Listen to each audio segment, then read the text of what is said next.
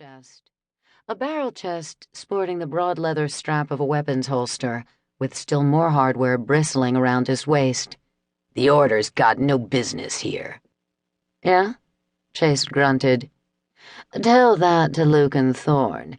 He's the one who will have your ass if you don't move it out of our way. Assuming the two of us standing here cooling our heels for no good reason don't decide to remove you ourselves." Agent Taggart's mouth had clamped shut at the mention of Lucan, the Order's leader and one of the longest-lived, most formidable elders of the Breed Nation. Now the wary gaze strayed from Chase to Hunter, who lingered behind his fellow warrior in measuring silence.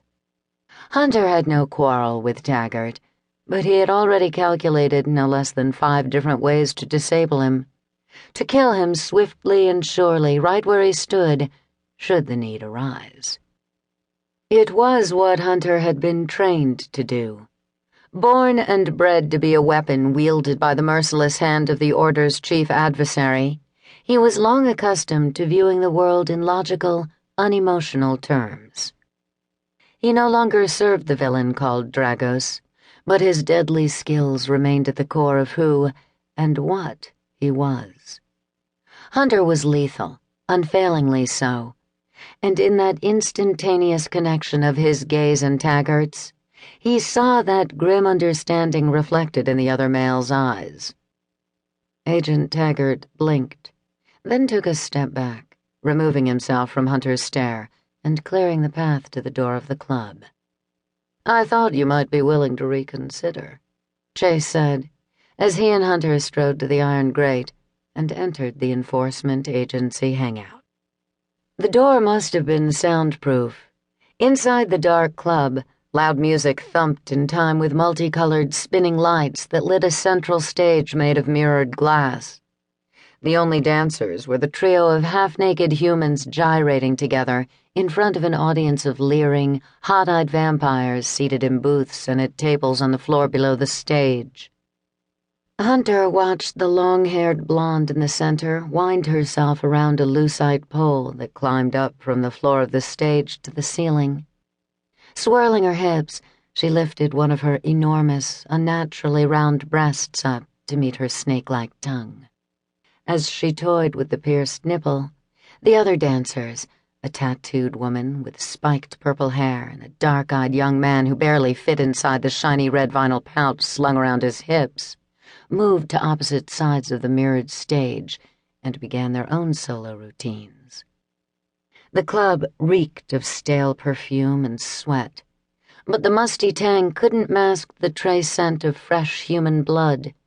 Hunter followed the olfactory trail with his gaze. It led to a far corner booth where a vampire in the standard issue enforcement agency dark suit and white shirt fed judiciously from the pale throat of a naked, moaning woman sprawled across his lap. Still more breed males drank from other human blood hosts, while some in the vampire-run establishment seemed intent on satisfying more carnal needs. Beside him near the door, Chase had gone as still as stone.